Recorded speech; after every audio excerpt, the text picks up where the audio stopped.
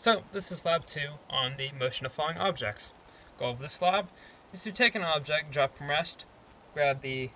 data from that recording in Tracker, and compare that data to the computer model based off of Newton's second law of the object falling. So for this lab, I used a tissue box falling from rest, which gave the result of a very accurate prediction by the computer model compared to the tracker data, with a few small deviations more likely due to the tracker data recording than the computer model itself. So, the main points I will be hitting in this lab are going to be, first of all, the physics behind the lab. Second,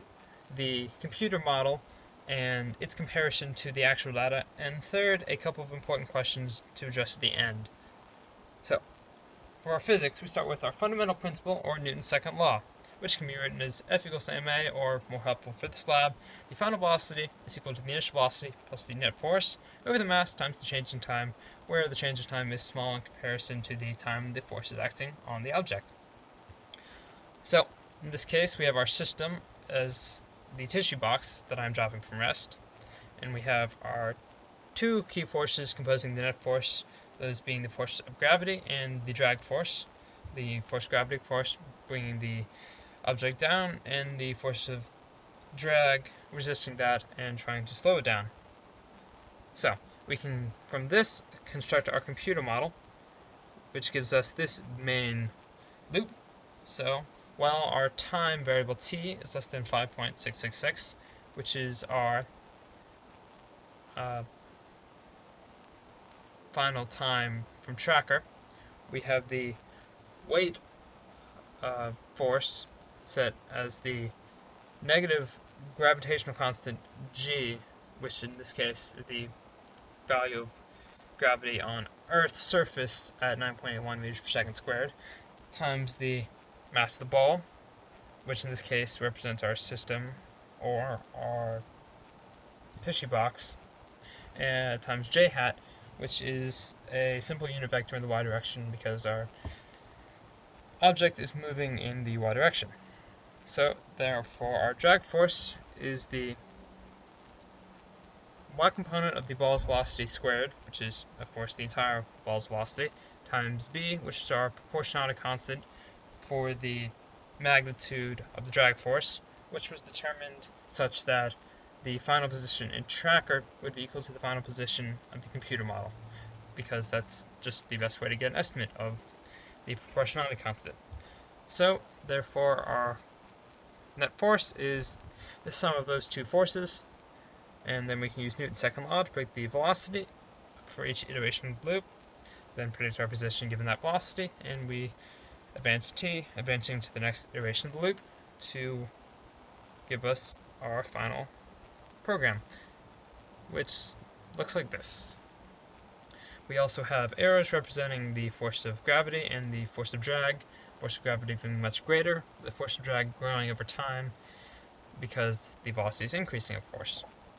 So we can compare that to our tracker video, which we see here, of our object falling, giving our nice slightly curved graph showing our acceleration and a non-zero net force, and we can compare them, giving us this graph, which gives us our predicted data as our blue line without drag, and our green line with drag, and our observed data as our red squares. So our predicted data without drag, of course, overpredicts the expected position due to the fact that drag slows it down, and our green line is nearly spot on, with a couple small deviations here and there, which is more than likely due to the inability for exact predictions in tracker due to the blurriness of the object as it is falling. So, now we move on to the two big questions. First of all, which of the models, the model with drag and model without drag, has a terminal velocity? Of course, it's the model with drag that has the terminal velocity, because without drag, we have just one force giving us a continuous acceleration, and this green curve here giving us velocity increasing until it hits the ground. unlike here where we have our constant slope signifying our constant terminal velocity. The second question we have to hit is, what if we were to give the object a initial velocity of downward, say throw the object to the ground? In this case, we give the object an initial velocity of -5 meters per second, but as we can see, it approaches the same terminal velocity with the same slope, which is because the terminal velocity is based off of only the properties of the object, its mass, its shape, and whatever, and not the initial velocity. So, in conclusion, we can use Newton's second law to create a nice computer model of an object falling from rest, and when compared with an experimental dropping of an object, it gives us a relatively close prediction when we include drag in our computation. Thank you.